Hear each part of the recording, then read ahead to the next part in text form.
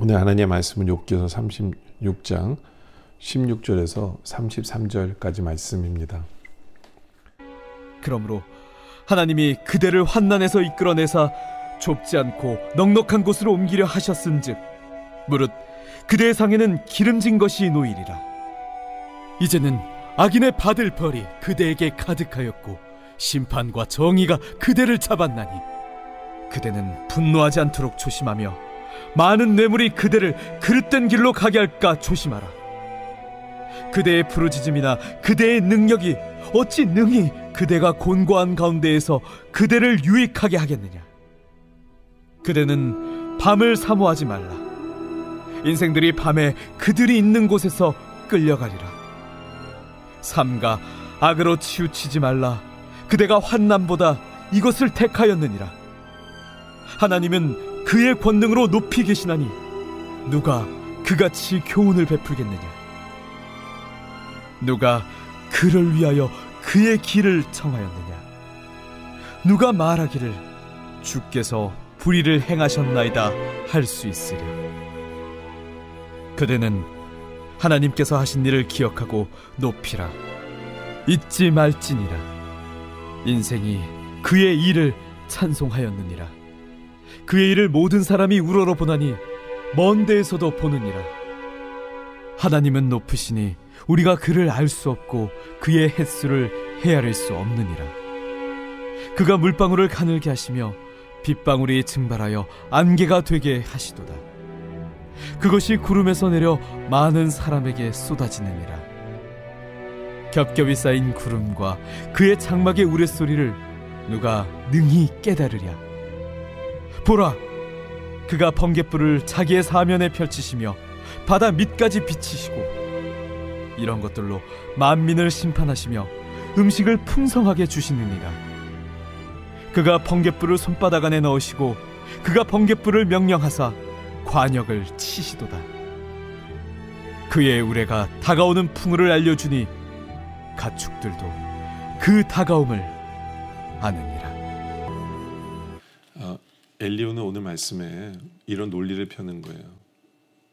욥, 네가 죄를 져서 하나님이 지금 심판하시는 거고 하나님의 징계 속에 있기 때문에 하나님의 징계 속에 있는 사람은 이렇게 살아야 돼 라고 이야기하는 거예요. 물론 욥은 하나님의 징계 속에 있는 게 아니기 때문에 욥에게 해당된다고 볼 수 없어요. 그렇지만 우리가 죄를 져서 죄 때문에 고난을 겪고 시험에 있고 어려움 속에 있다면 생각해 볼 말이에요. 16절에 보면 그러므로 하나님이 그들을 환난에서 이끌어내사 좁지 않고 넉넉한 곳으로 옮기려 하셨은즉 무릇 그대의 상에는 기름진 것이 놓으리라. 그러니까 한마디로 얘기하면 엘리야가 얘기하는 거예요. 네가 내 말을 잘 들으면 이렇게 기름진 곳으로 좋은 곳으로 인도될 거야. 잘 들어봐. 이런 얘기예요.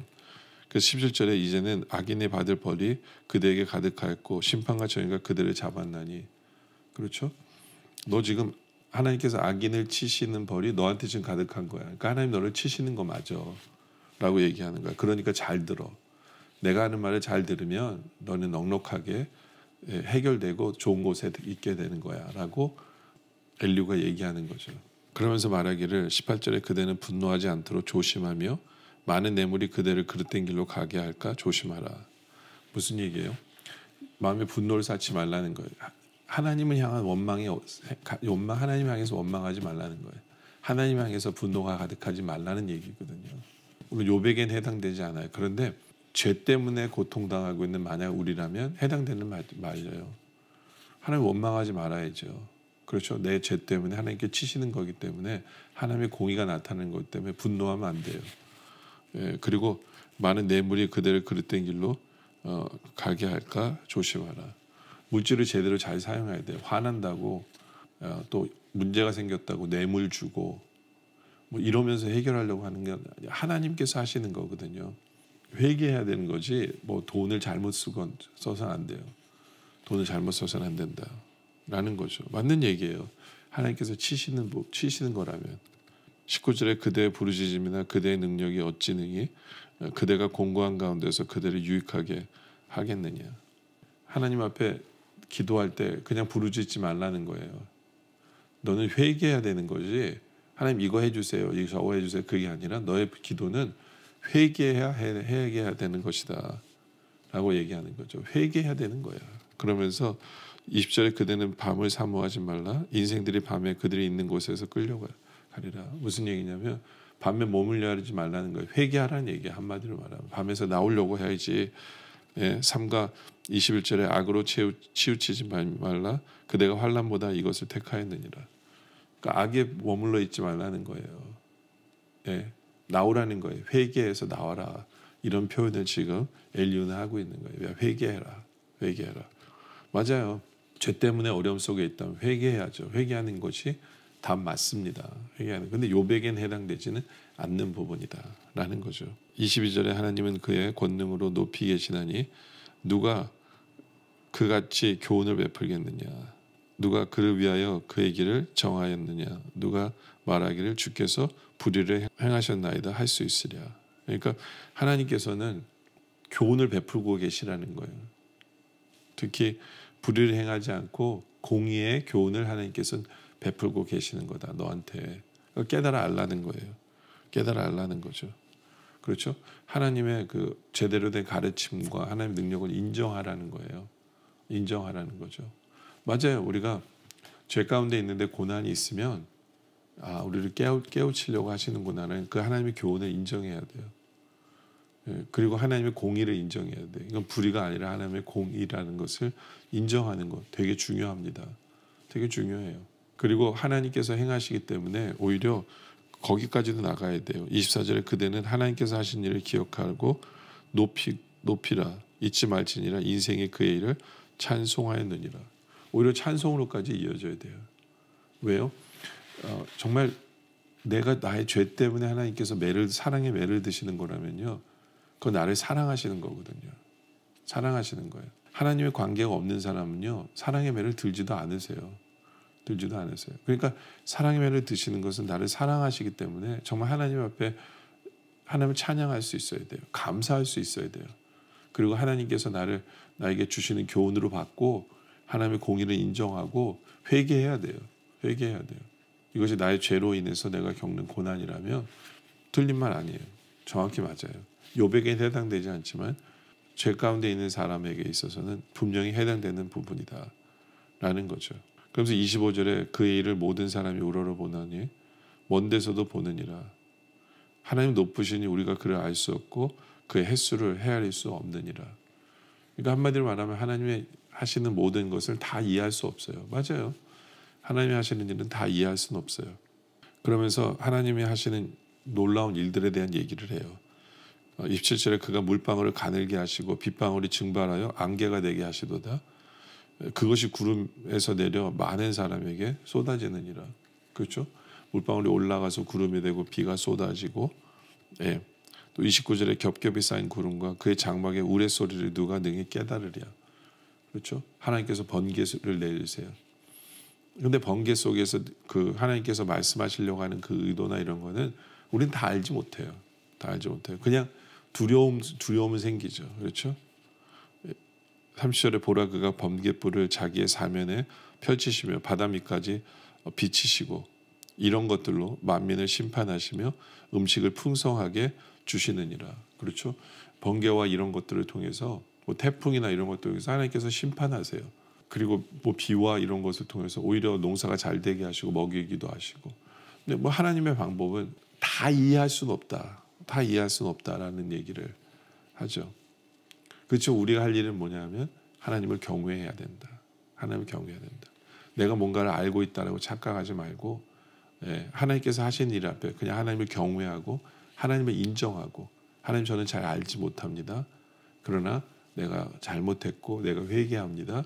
이것이 제대로 하나님을 경외하는 사람의 모습이다라고 지금 엘리야는 이야기하고 싶은 거예요. 이야기하고 싶은 거죠. 여러분들 우리가 죄 가운데 있고 하나님께서 우리에게 사랑의 매를 들고 계신 상태입니까? 그럼 불평하지 말아야죠.